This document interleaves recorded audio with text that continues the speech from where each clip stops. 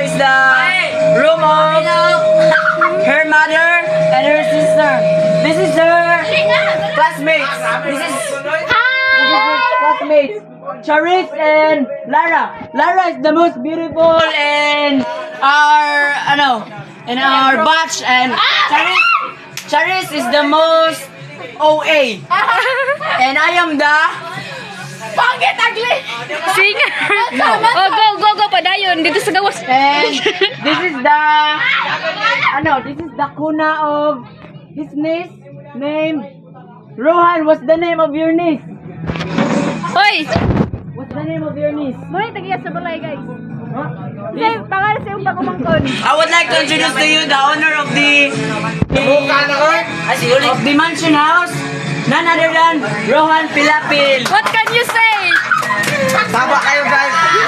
Nasa na guys, baraha. Ato bang ba? And guys, I want to show you his mother. This is his mother. What can you say about his mother? His mother is like an artist. So Her beautiful. face is like. This is Justin Lare. This is his daughter. Sister. Describe the surroundings. The surrounding is immaculate. It's very clean and it's very clean. And look at the dog.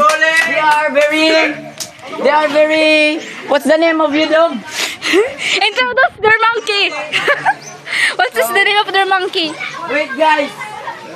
Hey, this is Divine. I wanna show you the river. This is the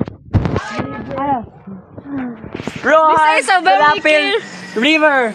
So as you can see, there's a lot of branches. Nagbabaha na yan guys dahil sa walang flood control kinurakot. Nagano tuloy dito, bumabaha kasi. There's a flood control project. O yun lang guys. Justin, bakit so lonely? Hey darling, why are you lonely there? Pumasok ka dun sa loob. To get inside.